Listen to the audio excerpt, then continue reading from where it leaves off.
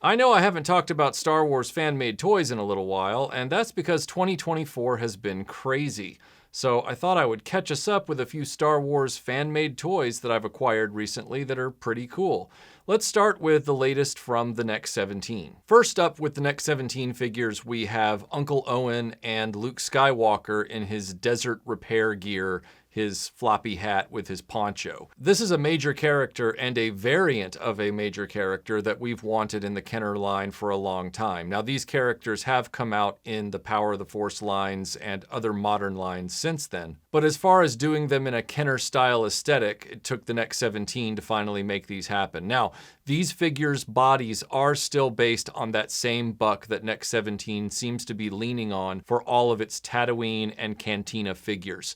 And I do understand this to a degree because fan-made and independent artisan toys require a little bit of creative juking to make sure you get the most value out of your tooling. That being said, I do hope to see Next 17 move on from this body at some point, but I'm glad they're getting the value out of it while they can. And because Luke is covered in that poncho and Uncle Owen has that kind of cape effect, it does change up the look a lot, especially with the differing paint jobs. This Tatooine Expedition Luke Skywalker looks right at home next to the vintage Kenner Land Speeder and a Hasbro moisture evaporator for added effect to recreate that famous deleted scene. Uncle Owen and your standard Luke Skywalker look great next to the Hasbro Lars Homestead, which is simple enough to fit right into a Kenner display. And the only thing that I feel is lacking from this is an Aunt Beru. So Next 17, if you're listening and you're planning an Aunt Beru, I am waiting patiently, but excitedly. The other Next 17 figures in this roster are from, no surprise, the Star Wars Cantina. Now, this is not a slam at Next 17,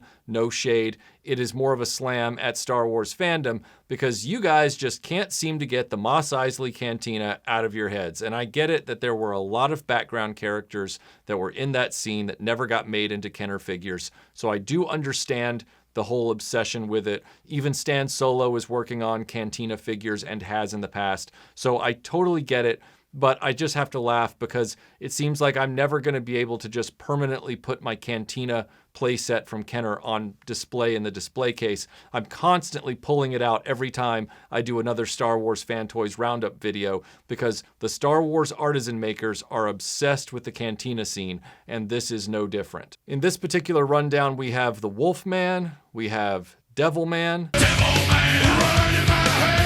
and we have the bartender Wooher. Now, these are background characters by and large, and the one I'm most excited about is the bartender because he finally fills that slot in the Kenner Cantina playset that we were never able to achieve as kids. The most impressive figure in this lineup has to be Devilman because of his soft goods, very unique cloak, and the really excellent sculpt done on his head. Putting the vintage Kenner Cantina aliens into the Cantina playset along with all of the various artisan fan-make Next 17 and Stan Solo aliens really starts to bring this whole environment to life. And I am hesitant to admit, but I'm gonna admit that I am looking forward to the upcoming Cantina aliens from Stan Solo and whatever comes down the pipeline from Next 17 again, because they really are doing a good job at bringing the whole Mos Eisley world to life.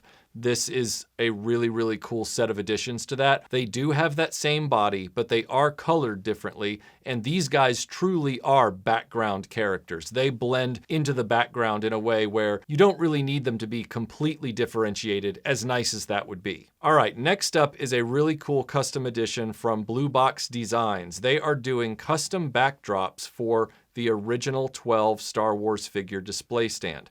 Now, a lot of us who have collected vintage Star Wars over the years end up with one or more of these blank platforms that no longer has the cardboard backdrop because it got obliterated by one of 100 different ways back in the day, and to find one that's even in tatters costs several $100s. So what BlueBoxDezigns has done, they've gone in and said, you know what? These platforms could be really useful for all of the figures from the Kenner range. We should design some new backdrops that are in different themes. So the one I picked up was this amazing Echo Base one because BlueBoxDezigns is doing them in that retro style with the retro logos that really evokes that Kenner Star Wars era. And I picked the Echo Base one because I love Empire Strikes Back. He had a freeze chamber one, but I really liked the logo choice, that slanted Empire Strikes Back logo that he put on this one. And I thought, no, that's the backdrop for me. So I got it put on the platform, and then I got all my figures out and put them on there that were reflective of Echo Base.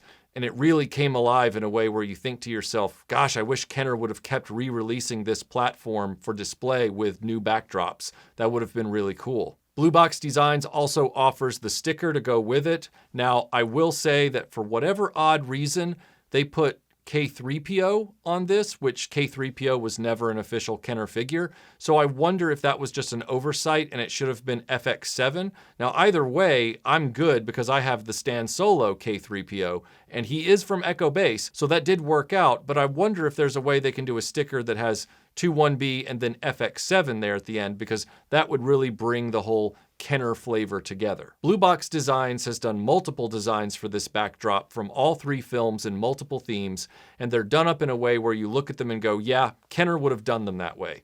I just really, really love the fact that this is a simple, cost-effective mod to any blank platform that no longer has its backdrop, where you're not offending the repro people, but you're also giving it new added value by saying, I can put more figures on these and maybe even line them up if I have multiple platforms, and suddenly I have a legacy Kenner display going across all these films. Really, really cool work. These backdrops are on a nice, thick, heavy cardstock, just like the originals, with really good fidelity of the image on the facing side. Can't recommend them enough if you really love the original display stand and you have a few and you want to change them up a little bit. These are really good options. Last but certainly not least in this roundup, we have Paleetoy's Detention Center playset. Now, this is a true artisan piece. This is inspired by and made by a British Star Wars Paleetoy toy fan.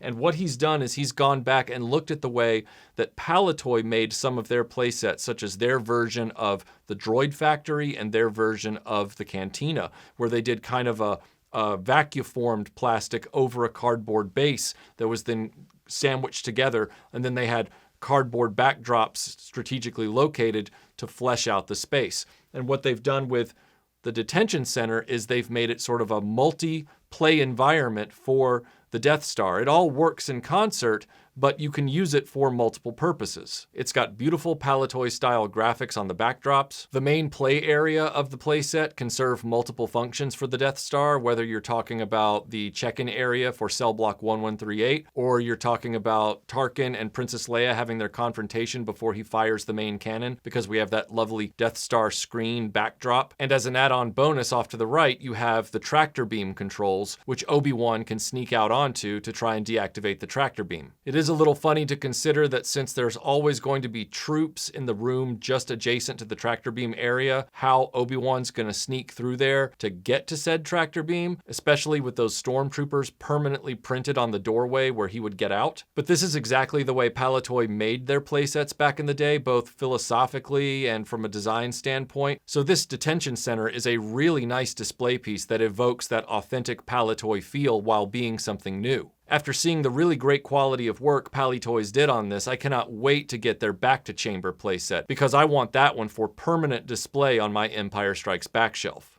All in all, it is a really great time to be a vintage Star Wars action figure collector. They are starting to fill the gaps in areas that we thought would never get redeemed when we were kids, and it's being done by other guys who were also kids like us back in the day. It's really exciting, and the quality of these items is continuing to increase every year. These guys are getting better and better at what they do, and more people are innovating every day. It's such a cool thing to be able to chronicle, and I feel lucky, I feel privileged to be able to see these and interact with them firsthand, and I cannot wait to see what they do next. I really can't. If you're wondering why I haven't done the latest Stan Solo figures in this video yet, it's because the Stan Solo figures are going to be in the next video that I do here in the next few weeks, and they're going to get their own feature video because I have a lot to say, not just about them, but about Stan Solo in general at this stage, so stay tuned for that. But I hope you guys have enjoyed seeing some of the latest stuff from artisan Star Wars makers. Really impressive stuff, really cool time to be a collector. So thanks for watching this, and I'll see you on the next video.